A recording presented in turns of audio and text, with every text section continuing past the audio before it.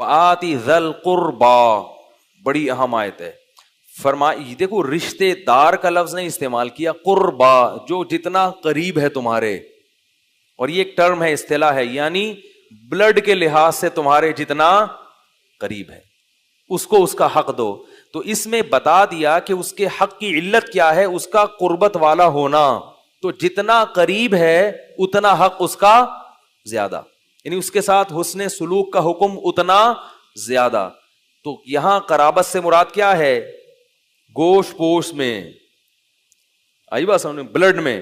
تو بلڈ میں سب سے پہلے تو والدین ہیں، ان کا تو بتا دیا. بلڈ ریلیشن میں والدین کے بعد سب سے پہلے کون آتا ہے؟ بھائی اور بہنیں. باپ دادا جو ہے نا، دادی اور نانی، یہ سب ماں باپ ہی کے حکم میں ہیں. جو احکام والدین کے ہیں 100% وہ والدین دادا دادی کے بھی ہیں، ان میں اور والدین میں کوئی فرق نہیں رکھا شریعت نے، وہی حکام ہے. البتہ وراثت میں بس فرق رکھا ہے. تو دوسرا کون ہے سب سے پہلے؟ رشتہ داروں میں بھائی اور بہنیں. اچھا یہ لوگ کہتے ہیں بہن بھائی، امی ابو. قرآن کا جو طرز ہے نا وہ ہمیشہ مرد کو پہلے ذکر کرتا ہے قرآن، اور عورت کو بعد میں. والد باپ کو کہتے ہیں، والدین. تو اللہ نے لفظ باپ کو دگنا کر کے ماں کو اس کے تحت ضمناً داخل کر دیا. قرآن میں جہاں بھی ہم دیکھتے ہیں نا، مرد کا ذکر ہمیشہ پہلے ہے، کہیں کہیں عورت کا پہلے، اس میں کوئی خاص حکمت ہے. تو اس لیے صحیح ٹرم کیا ہے؟ بھائی اور بہن. لیکن اگر زبان پہ چڑھا ہوا ہے بھائی تو اتنی کوئی پریشان ہونے کی ضرورت، پہلے کم مسائل کم ہے، ٹھیک ہے نا. وہ کہیں گے یار ایک نئی مصیبت میں ڈال دیا.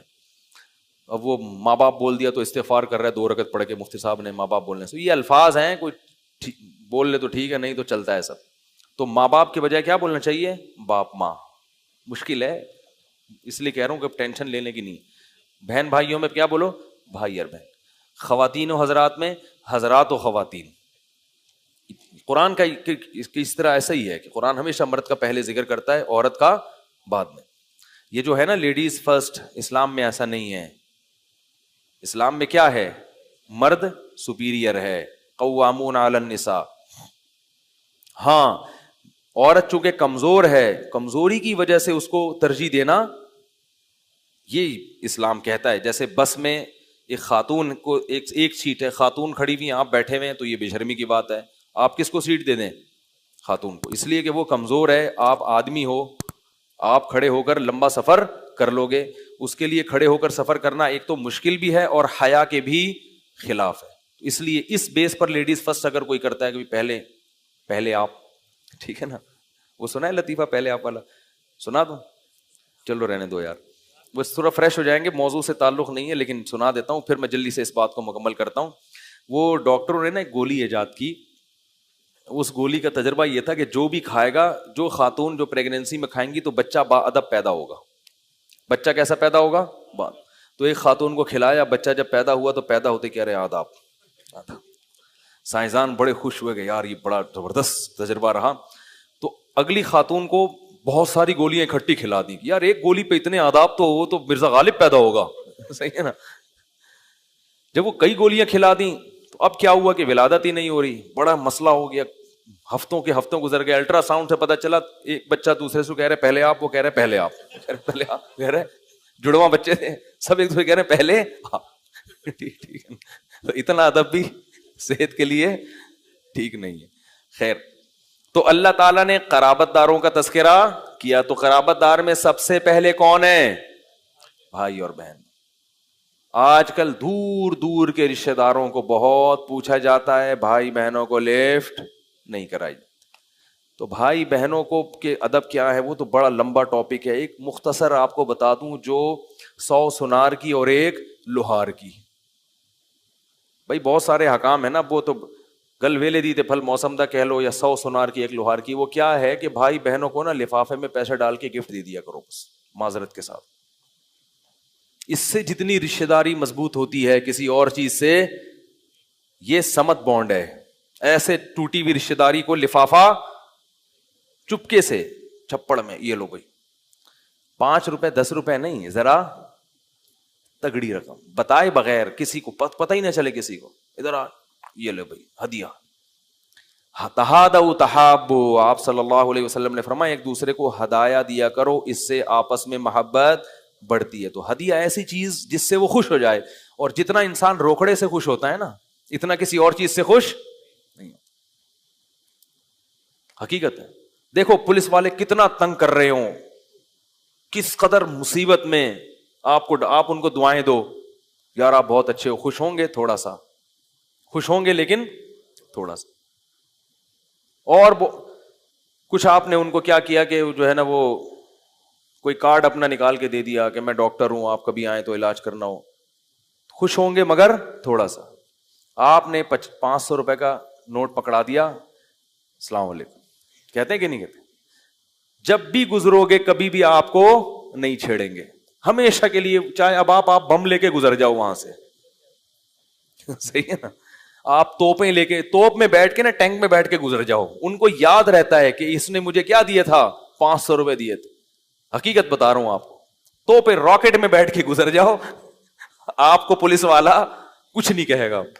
रोकड़े में अल्लाह ने इतनी ताकत रखी है, तभी तो कुरान बार बार कह रहा है कि अल्लाह के राह में खर्च करो, खर्च करो। हदिये भी ठीक हैं, गिफ्ट भी सही है, जैसे कोई बाहर से आता है, कुछ चीजें ले आया, खजूरें ले आए, जमजम ले आए, वो भी ठीक है।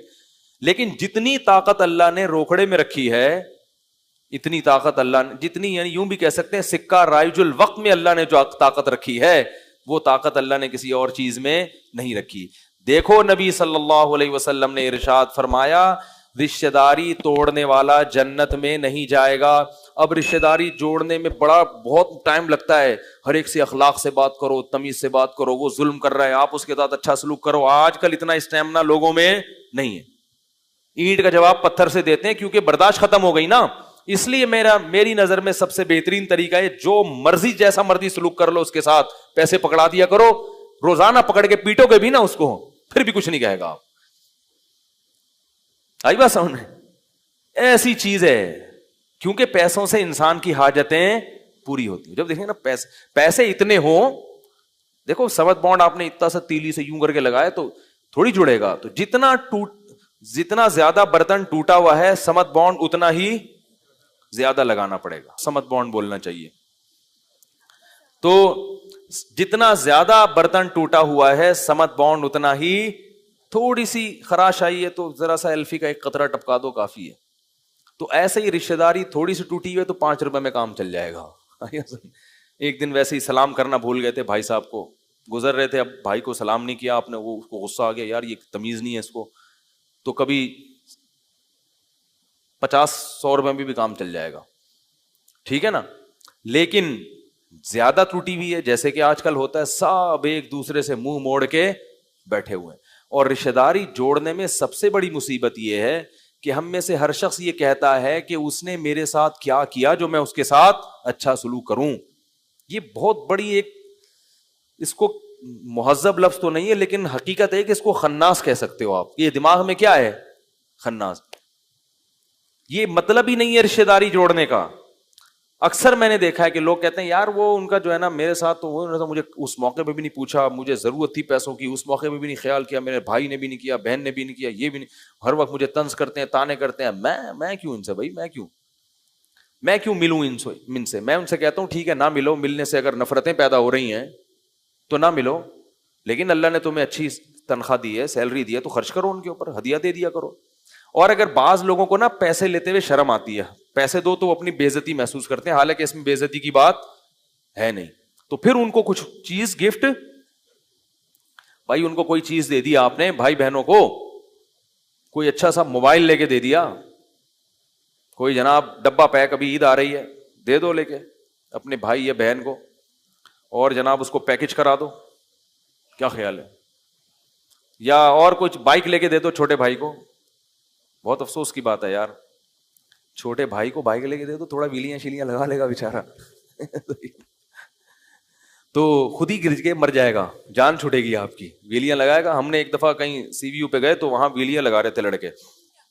मैंने अपने दोस्तों से कहा, मैंने कहा इससे बड़ी हमाकत दुनिया में कोई है नहीं कि पब्लिक को खुश करने के लिए अपनी जान को हथेली में रखा हुआ है। तो उन्होंने कहा, नहीं बड़ी प्रैक्टिस है, अल्लाह की कुदरत, थोड़ी देर में गिरा और सर खुल गया उसका, और एम्बुलेंस आई है, लग रहा था कि इन्ना लिल्लाह इसका हो चुका है। मैंने कहा ये देखो, یہ حال ہے. تو گفٹ دینے میں کیا ہوگا جتنا, ہاں میں یہ کہہ رہا تھا کہ یہ ضروری نہیں ہے کہ وہ آپ کے ساتھ اچھا سلوک کریں تو کریں, اس کو رشتہ داری جوڑنا نہیں کہتے. یہ تو دنیا میں ہر آدمی کرتا ہے کہ آپ کے ساتھ کوئی اچھے طریقے سے ملے گا تو آپ بھی اس کے ساتھ اچھے طریقے سے ملو گے. یہ کوئی رشتہ داری کا, یہ تو دوست کے ساتھ بھی ایسا ہوتا ہے. یہ تو ہر آدمی, محلے والوں میں کوئی بھی شخص آپ کے ساتھ اچھا کرے گا تو آپ اس کے ساتھ اچھا کرو گے. پھر رشتہ داری کا مطلب کیا ہوا؟ رشتہ داری کا مطلب صحیح حدیث میں سل من قطعک, جو رشتہ دار تم سے برا سلوک کر رہا ہے اس سے بھی تم نے جوڑ کے رکھنا ہے, اس سے اچھا سلوک کرنا ہے. ہاں یہ ضرور ہے کہ اس سے ملاقات کرنے میں بعض دفعہ فتنہ ہوتا ہے, وہ طنز کرنا شروع کر دیتا ہے, پھر پھٹنے کا امکان ہوتا ہے, تو پھر اچھا سلوک دوسرے طریقے سے کیا جائے. وہ دوسرا طریقہ میرے ذہن میں کیا ہے اور احادیث سے بھی ثابت ہے, اس کو موقع پر ہدیہ دے دیا جائے. کوئی بیمار ہے تو عیادت کر لی جائے, وہ بیمار ہو گیا تو بولو بھائی ٹھیک ہے جو مرضی آپ کا سلوک اچھا, لیکن ہم تو عیادت کریں گے, ہم تو خیریت معلوم کریں گے, کسی چیز کی ضرورت ہوگی, دوا چاہیے, پیسے چاہیے, کوئی اچھا ڈاکٹر چاہیے, جو مدد ہم آپ کی کر سکتے ہیں آپ کے ساتھ کریں گے. تو یہ بہت ضروری ہے میرے بھائی. آپ بھائی بہنوں کو چھوڑ کر, چند دن پہلے میرے پاس کسی کا فون آیا کہ میری بہن ایک نفسیاتی پاگل ہے, اور وہ صاحب شاید میرا بیان سن بھی رہے ہیں, وہ کہنے لگے کہ مجھے خودکشی کے خیالات آتے ہیں, بہن ایسی پاگل ہے, ہمارے لیے اس کو سنبھالنا مشکل ہو گیا. سگی بہن ہے, چیختی ہے جب دورے پڑتے ہیں.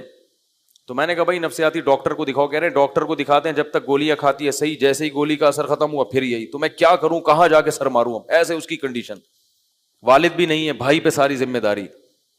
میں نے اس سے کہا دیکھو میرے بھائی یہ بہن ہے, خونی رشتہ ہے, اس کو آپ چھوڑ کر نہیں جا سکتے, صبر کرو صبر کرو صبر کرو. میں نے کہا تمہیں کوئی زیادہ عبادت کی ضرورت ہی نہیں ہے, اس بہن کو پالنے پہ ہی اللہ تمہارے سارے گناہ بھی معاف کرے گا اور تمہیں ایسے ایسے مقامات تک پہنچائے گا جہاں تک بڑے بڑے بزرگ اور اولیاء اللہ نہیں پہنچ سکے تھے. دیکھو یعقوب علیہ السلام سے اللہ نے بیٹے چھینے, کیوں؟ یعقوب علیہ السلام پیغمبر تو تھے مگر اللہ ان کو بہت اونچے پیغمبروں میں لے جانا چاہتے تھے. قرآن میں سارے پیغمبروں کا نام ذکر نہیں ہے, یعقوب علیہ السلام کا نام بہت جگہوں پر ہے.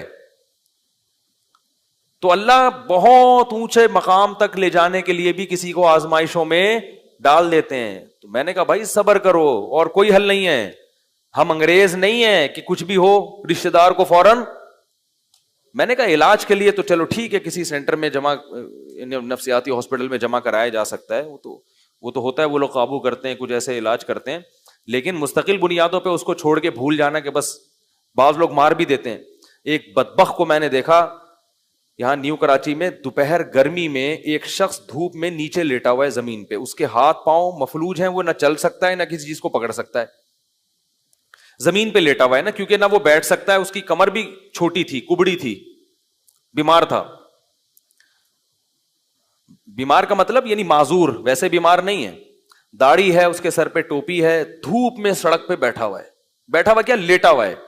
لوگ اس کے پاس پیسے ڈال ڈال کے جا رہے ہیں. میں نے تفتیش کی, پتا چلا کہ اس کا بڑا بھائی اس کے ذریعے پیسے کما رہا ہے.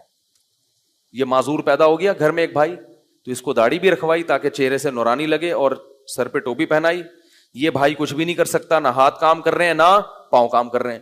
تو اب بڑے نے کیا کیا, اس چھوٹے کو کمائی کا, اس کو دھوپ میں سڑک کے کنارے, کیونکہ دھوپ میں جب کوئی فقیر بیٹھا ہوتا ہے نا, لوگ زیادہ ترس کھاتے ہیں, اور یہ دھوپ میں بیٹھا ہوا ہے, دھوپ, یہ اسی کو کیش کراتے ہیں.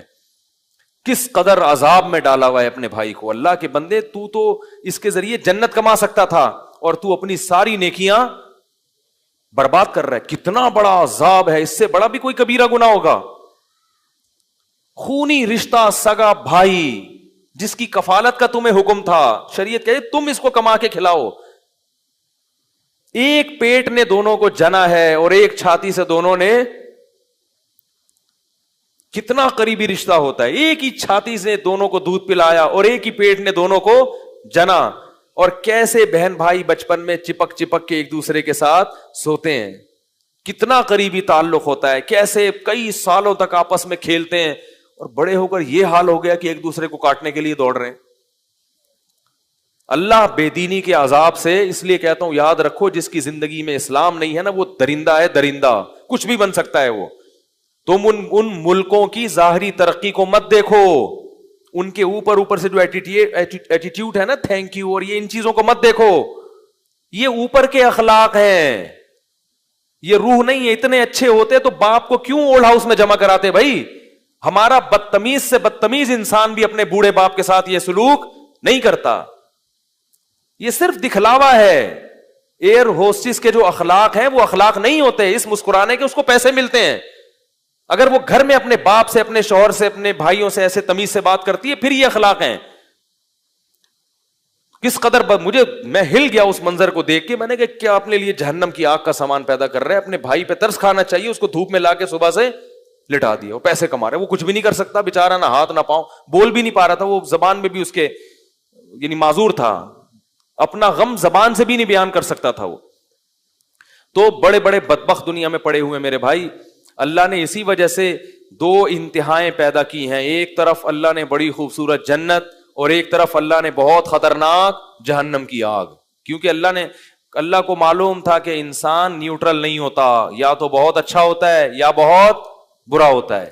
جو برائی کے راستے پہ چلتا ہے نا پھر وہ آگے نکلتا ہے, جو اچھائی کے راستے پہ چلتا ہے تو پھر وہ اچھائی پہ چلتا چلا جاتا ہے. تو اس لیے اللہ تعالیٰ نے کیا حکم دیا کہ رشتہ داروں کو بولو بھائی جوڑنا ہے. بھائی کبھی پٹایا جائے کرے نا تو جا کے پوچھا کرو کس نے مارا. پی جاتے ہیں بھائی حرکتیں ہی ایسی ہیں, تھوڑی تحقیق کیا کرو. قتل ہو جائے تو قاتل کو چھوڑو نہیں. اب کیا ہوتا ہے مرڈر ہو گیا سگے بھائی کا, لوگ کہتے ہیں بس ٹھیک ہے یار چھوڑو جانے دو یار. تفتیش کرو کون ہے قاتل, جو اس کے خلاف کر سکتے ہو قانونی طور پر کسی بھی طریقے سے وہ کرو اس کے خلاف. تمہارے بھائی کو مارا ہے اس نے, کیسے چھوڑ دو گے اس کو؟ ہاں پکڑنے کے بعد اس کو سزا مل رہی ہو, اس سے دیت, پھر وہ بہت زیادہ عاجزی کرتا ہے, اس کو احساس ہو جاتا ہے, پھر آپ دیکھتے ہو تو پھر شریعت نے ترغیب دی ہے کہ دیت لے کے چھوڑ دو. لیکن آج کیا ہے, جرائم ہوتے چلے جا رہے ہیں. کہتے چلو جس سے بھی تعلق ہے, صرف رشتہ داروں کا تو بہت زیادہ حق ہے اس لیے میں نے بتایا, ورنہ جس سے بھی محبت ہو تو پھر اس محبوب کے دشمنوں سے دوستی بولو بھائی نہیں ہونی چاہیے. تو لیکن چونکہ رشتہ داروں کا حق سب سے پہلے اس لیے میں نے بتایا.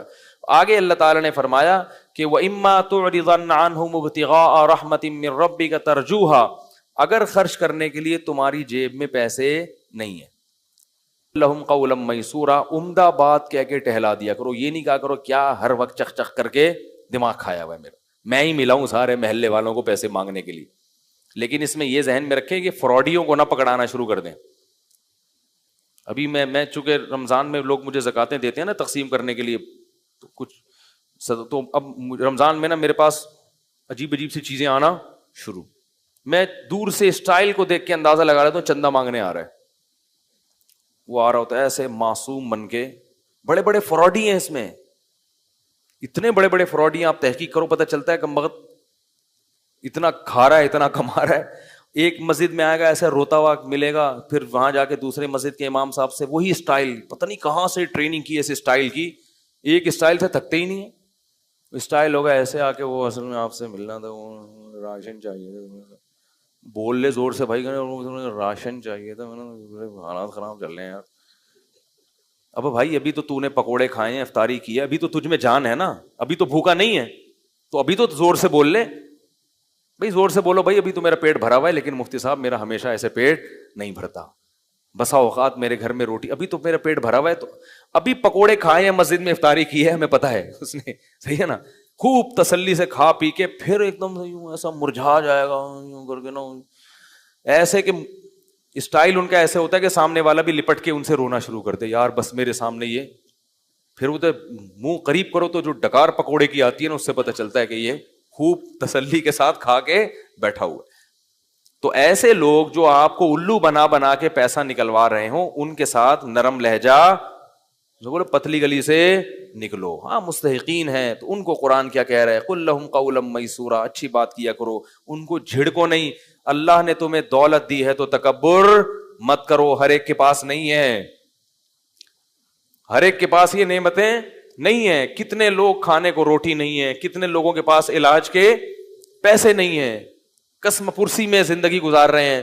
اللہ نے تمہیں دولت دے دی تو لا تصعر خدک للناس, غربا اور مساکین سے اپنے رخسار کو مت موڑنا, خیال کرنا ان کا. جیسے قارون کو موسیٰ علیہ السلام نے کہا نا کہ اللہ نے تجھ پر احسان کیا تو اب ان مساکین پر احسان کر, اس نے کہا میں نے اپنی محنت سے کمایا یہ بہت بڑا کبر ہے, تکبر ہے. اور یہ بھی پھر حکم دیا, آخری آیت پھر اس کے بعد آئندہ کل بیان کریں گے انشاءاللہ, وقت بہت ہو گیا ہے. فرمایا کہ وَلَا تَجْعَلْ يَدَكَ مَغْلُولَةً إِلَىٰ عُنُقِكَ وَلَا تَبْسُطْهَا كُلَّ الْبَسْطِ. فرمایا نہ تو اتنا اڑانا شروع کر دو پیسہ کہ کل خود لوگوں سے بھیک مانگنے کی نوبت آئے, اور نہ اپنے ہاتھ گردن سے باندھ لو, نیمو نچوڑ بن جاؤ کہ لوگوں کو پتا ہے کہ پیسے پہ سانپ بن کے بیٹھا ہوا ہے, کبھی کسی رشتے دار کے کام بھی نہیں آیا, نہ کبھی مسجد کے ڈبے میں چندہ ڈالا, نہ کبھی کسی مدرسے میں پیسے دینے کی توفیق ہوئی, اور نہ کبھی کسی غریب کو کھانا کھلاتے ہوئے پکڑا گیا. ایسے ایسے مارکیٹ میں نے بہت دیکھے ہیں, ہر طرح کے دیکھیں, سیٹھ بھی دیکھیں ایسا اڑاتے ہیں پیسہ, اور کنجوس بھی دیکھیں. تو اللہ فرماتے ہیں اتنے کنجوس مت بنو, وَابْتَغِ بَيْنَ ذَلِكَ سَبِيلًا, میانہ روی اختیار کرو, اپنے لیے بھی, بیوی بچوں کے لیے بھی, اور جو جہاں اور قوم کے لیے بھی, غربا کے لیے بھی, مساکین کے لیے بھی, مسجد کے لیے بھی, مدرسوں کے لیے بھی, دین کی تبلیغ کے لیے بھی, ہر جگہ کچھ نہ کچھ خرچ کرتے رہا کرو اعتدال کے ساتھ, میانہ روی کے ساتھ. اور یہی میانہ روی اللہ کو پسند ہے. لیکن اتنا نہ اڑا دو کہ کل دوسروں سے خود بھیک مانگنی پڑے. سمجھ رہے ہیں؟ یہ بہت اہم احکام ہے, باقی پھر کل بیان کروں گا, وقت بہت زیادہ ہو گیا ہے. اللہ تعالیٰ سمجھنے کی, عمل کی توفیق عطا فرمائے.